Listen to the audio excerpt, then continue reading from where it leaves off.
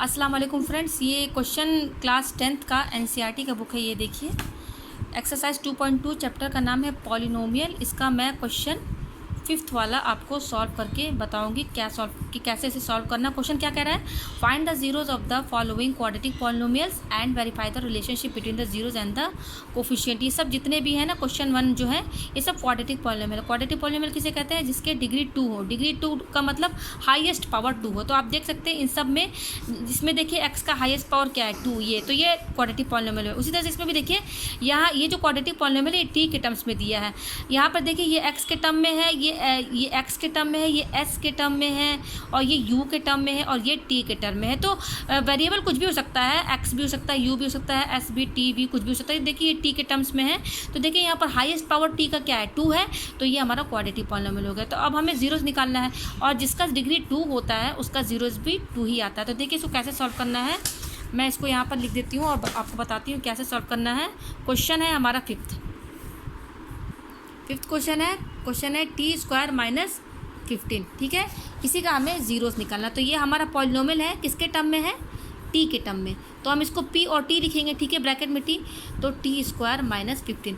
तो देखिए इस वाले क्वेश्चन में जितने में जीरोस निकालना होता है, जीरोस निकालने से पहले आपको फैक्टराइजेशन आना चाहिए। फैक्टराइजेशन अगर आपको आएगा तभी आप जीरोस निकाल सकते हैं। तो देखिए हमारा ये है टी स्क्वायर माइनस 15।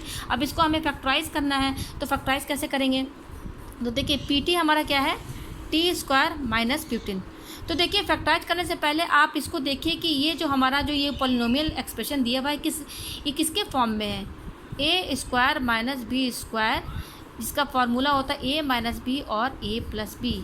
मतलब कि ये जो टी स्क्वायर माइनस 15 है लगभग इसी के फॉर्म में लिखा हुआ है। जैसे ये ए स्क्वायर है तो यहाँ टी स्क्वायर दिया हुआ है, माइनस यहाँ पर भी माइनस है। अब बी स्क्वायर है, अगर हम इस 15 को भी इसके फॉर्म में लिख दें, इसके तरीके से लिख दें, इस तरह से सेट कर दें कि ये बी स्क्वायर की तरह हो जाए, तो ये हमारा एक फार्मूला बन जाएगा ए स्क्वायर माइनस बी स्क्वायर का फार्मूला। तो इसको हम कैसे सेट करेंगे, तो ये तो हमारा टी स्क्वायर है ही, माइनस हम 15 को √15 इंटू √15 लिख सकते हैं कि नहीं।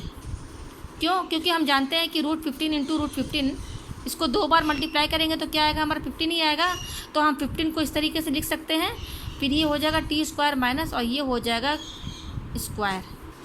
तो यानी कि हमने 15 को इस तरीके से लिख दिया, √15 का होल स्क्वायर।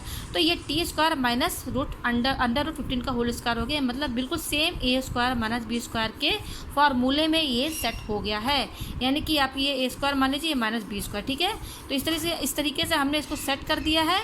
तो आप क्या करेंगे, टी स्क्वायर माइनस √15 का होल स्क्वायर, तो आप लिख सकते हैं ए माइनस बी और ए प्लस बी। तो इसको कैसे हम लिखेंगे, टी माइनस √15 और टी प्लस √15, ठीक है। आपको समझ में आ गया होगा।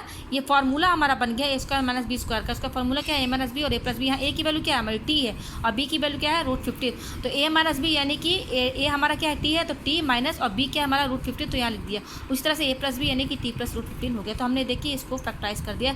तो यहाँ पर हमें सोचना है, यहाँ पर दिमाग लगाना है, ध्यान से सोचना है कि इसको किस तरीके से हम सेट करें, फार्मूला क्या लगाएं इसमें कि ये फैक्टराइज हो जाए और इस फॉर्म में आ जाए, ठीक है। तो ये फैक्टराइजेशन करने पर हमारा ये आ गया।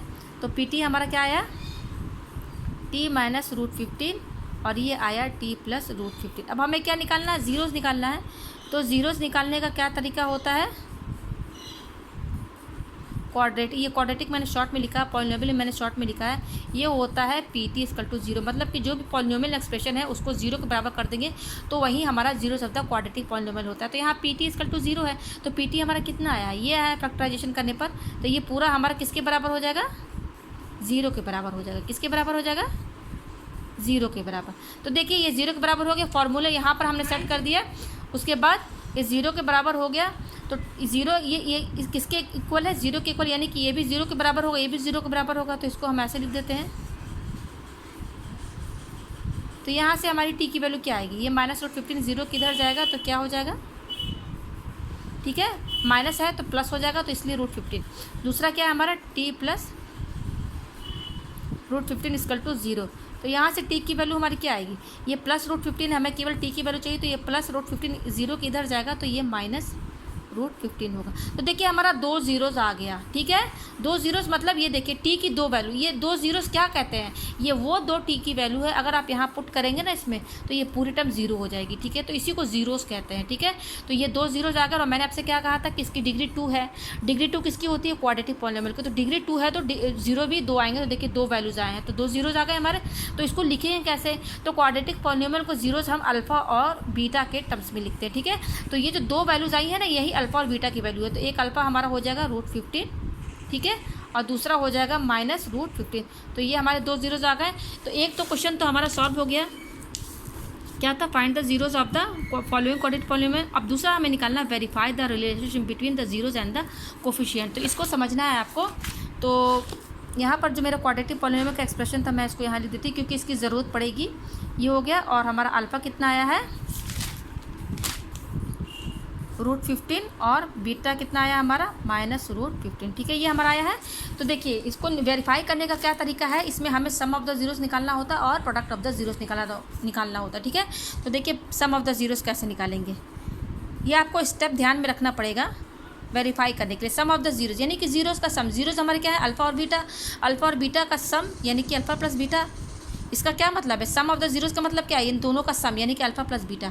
तो अल्फ़ा हमारा कितना है, अल्फ़ा का वैल्यू क्या है √15, और ये प्लस यहाँ लिख दीजिए, और बीटा कितना -√15। तो माइनस को ब्रैकेट में लिखिए, ठीक है। तो ये √15 और प्लस माइनस माइनस, तो प्लस माइनस माइनस हो गया, तो ये हमारा हो जाएगा √15। तो ये प्लस और ये माइनस कट, तो ये 0 हो गया। ये हमारा सम ऑफ द ज़ीरोज़ आ गया। अब सम ऑफ द ज़ीरोज़ निकालने का एक और तरीका है, वो फार्मूला है, उसको आपको याद करना पड़ेगा। उसका फार्मूला है माइनस कोफिशिएंट ऑफ, अच्छा देखिए ये आपका क्वाड्रेटिक पॉलिनोमियल टी के टर्म्स में है, ठीक है। तो फार्मूला कैसे चेंज हो जाएगा, कोफिशिएंट ऑफ टी अपॉन, अच्छा आपने जो फार्मूला याद किया होगा वो होगा कोफिशिएंट ऑफ एक्स। तो यहाँ मैंने टी क्यों लिखा है, क्योंकि ये हमारा पॉलिनोमियल टी के टर्म्स में, इसलिए यहाँ कोफिशिएंट ऑफ टी लिखेंगे, और कोफिशिएंट ऑफ टी स्क्वायर। फार्मूले में आपने देखा होगा लिखा होगा coefficient of x upon coefficient of x square. क्यों, क्योंकि वो एक्स के टर्म में पॉलिनोमियल रहता है। यहाँ हमारा पॉलिनोमियल एक्सप्रेशन टी के टर्म में है, तो यहाँ पर हम एक्स की जगह ना लिख के टी लिखेंगे, ठीक है। यानी कि कोफिशिएंट ऑफ एक्स की जगह कोफिशिएंट ऑफ टी लिखेंगे, और कोफिशिएंट ऑफ एक्स स्क्वायर की जगह हम कोफिशिएंट ऑफ टी स्क्वायर लिखेंगे। इस चीज़ का आप ध्यान रखिएगा, क्योंकि हमारा क्वाड्रेटिक पॉलिनोमियल टी के टर्म्स में है, इसलिए यहाँ पर एक्स ना होकर के टी लिखेंगे, ठीक है। तो ये हमारा हो गया। तो ये माइनस तो फार्मूले में लगा रहेगा माइनस। अब कोफिशिएंट ऑफ टी चेक करना है हमें। तो क्वाड्रेटिक पॉलिनोमियल देखिए हमारा ये है कोफिशिएंट ऑफ टी, ये देखिए यहाँ पर देखिए टी का कोई टर्म दिख रहा है, टी का मतलब टी का पावर 1। तो देखिए यहाँ तो टी का पावर 2, ये तो होगा नहीं, टी का पावर 1, यहाँ टी का मतलब क्या है, टी का पावर 1 तो यहाँ पर तो है नहीं, वो टर्म तो दिख ही नहीं रही है, तो इसका मतलब वो टर्म नहीं है, तो 0 मान लीजिए, इसको 0 होगा वो। अब बोल रहा कोफिशिएंट ऑफ टी स्क्वायर यानी कि जिसमें टी स्क्वायर हो, स्क्वायर लगा हो, वो टर्म देखना है। तो देखिए ये टर्म है टी स्क्वायर, ये टी स्क्वायर, ये इसको अलग दे दीजिए टी स्क्वायर। तो इसके साथ क्या नंबर मल्टीप्लाई है, 1, कुछ भी नहीं तो 1 माना जाएगा। तो टी स्क्वायर का कोफिशिएंट क्या हुआ, 1 हुआ, तो यहाँ 1 लिख दीजिए। तो 0 के साथ कोई भी डिवाइड होगा तो वो तो 0 ही आएगा, तो 0 हो गया। तो देखिए यहाँ पर सम ऑफ द ज़ीरोज़ हमने अल्फा प्लस बीटा निकाला, वो भी 0 आया, और सम ऑफ द ज़ीरोज़ हमने इस फॉर्मूले से निकाला, वो भी 0 आया। तो ये हमारा वेरीफाई हो गया। ये तो अभी सम ऑफ द ज़ीरोज़ है, अब हमें प्रोडक्ट ऑफ द ज़ीरोज़ भी चेक करना होगा। तो देखिए प्रोडक्ट ऑफ द ज़ीरोज़ आप यहाँ पर लिख दीजिए। जैसे सम ऑफ द जीरोस में आपने दोनों जीरोस को सम कर, दोनों जीरोस क्या आते हैं, अल्फा और बीटा। अब product of the zeros, product का मतलब क्या होता है, मल्टीप्लिकेशन। तो प्रोडक्ट ऑफ द जीरोस का मतलब क्या है, अल्फा इंटू बीटा, यही हमारा प्रोडक्ट ऑफ द जीरोस हो गया। तो अल्फा की वैल्यू क्या थी, √15, और बीटा क्या थी हमारी -√15, ठीक है। तो माइनस वाली चीज़ हमेशा ब्रैकेट में लिखा कीजिए, ठीक है। तो ये √15 हो गया, और सॉरी ये √15 और ये √15 कितना हो जाएगा हमारा, 15 हो जाएगा भाई। ये पेयर में हो जाएगा तो एक 15 बाहर निकल जाएगा और माइनस साइन लगा रहेगा। तो हमारा प्रोडक्ट ऑफ द जीरोस इतना आया। अब इसका एक और फार्मूला है,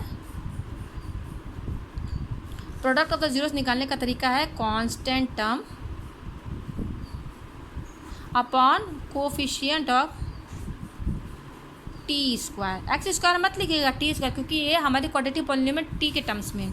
तो देखिए कांस्टेंट टर्म किसे कहते हैं, ये क्वाड्रेटिक पॉलिनोमियल देखिए यहाँ पे कांस्टेंट टर्म वो फिक्स्ड वैल्यू जिसके साथ टी ना मल्टीप्लाई हो। तो फिक्स्ड वैल्यू क्या हमारी, ये 15 है, उसका साइन क्या है माइनस। तो कांस्टेंट टर्म हमारा -15 होगा। आप 15 मत लिखिएगा, कोई भी नंबर होगा उसका साइन भी आपको देखना। तो ये माइनस में है, तो हमारा कांस्टेंट टर्म क्या होगा, -15। कांस्टेंट क्यों, क्योंकि ये वैल्यू जो हमारी कभी चेंज नहीं होगी, ठीक है। लेकिन टी क्या है, वेरिएबल है, तो ये हमारा कांस्टेंट टर्म हो गया -15। तो आप यहाँ क्या लिखेंगे -15, साइन भी देखना है आपको।